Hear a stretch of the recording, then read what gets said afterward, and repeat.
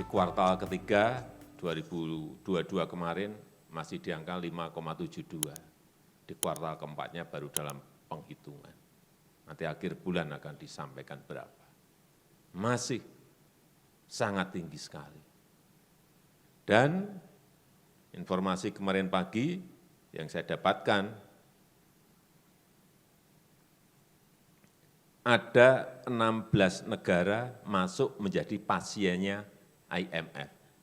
Kita tahun 98 pernah menjadi pasiennya IMF karena ekonomi kita ambruk, politik kita juga jatuh saat itu.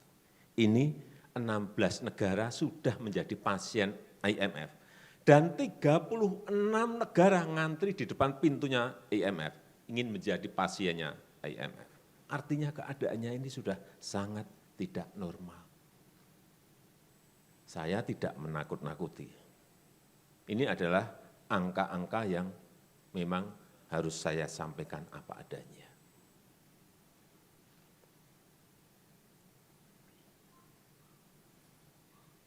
Dan ditambah akibat pandemi dan akibat perang, setiap malam sekarang ini terhitung angkanya, terakhir yang saya terima, terdapat 825 juta orang tidur dalam kondisi kelaparan. 825 juta. Kenapa kita masih merasa biasa-biasa saja ya? Karena pertumbuhan ekonomi kita masih tinggi sekali, 5,72. Dan itu kalau di G20 kita tertinggi.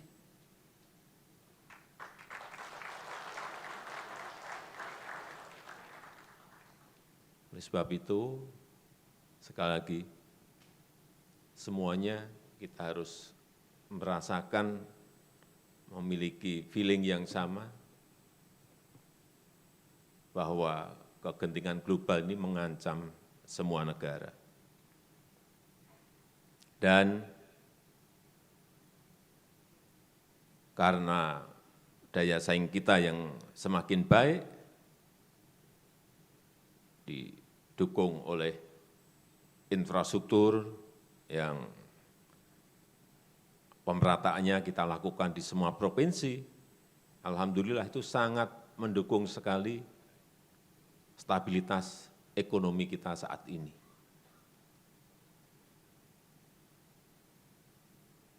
Angka kemiskinan kita juga alhamdulillah dari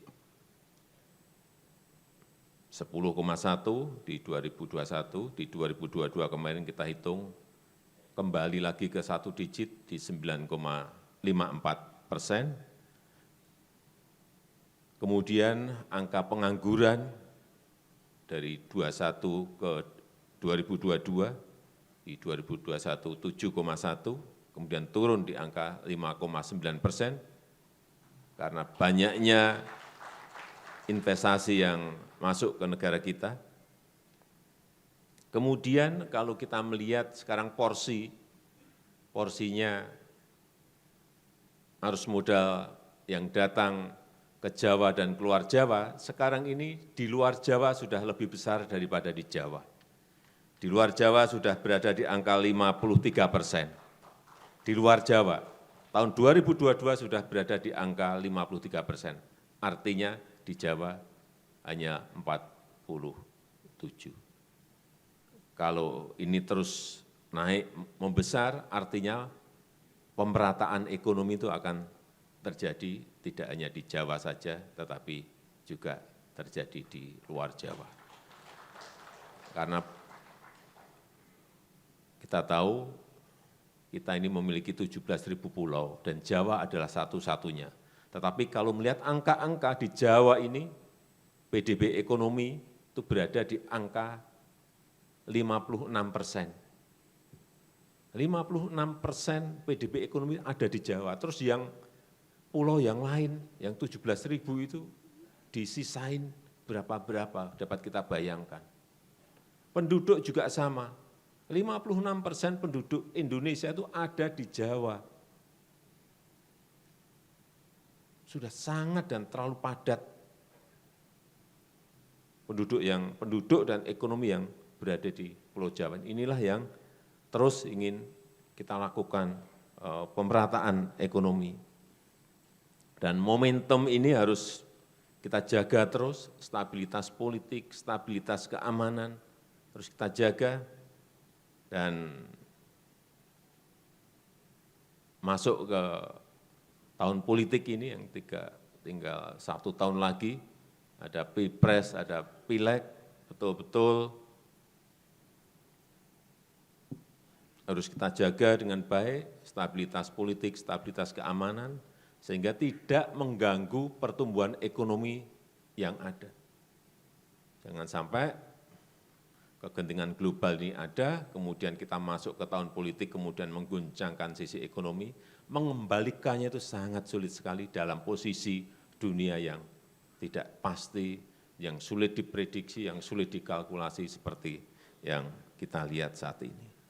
Dan kita harapkan dalam kontestasi politik, Pilpres maupun Pileg, saya selalu titip, jangan menggunakan politik identitas.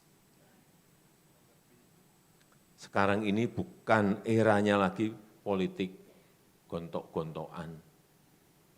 Sekarang ini eranya adu gagasan, kontestasi program, mengadu ide. Saya rasa, saya setuju tadi yang disampaikan oleh Prof. Yusril.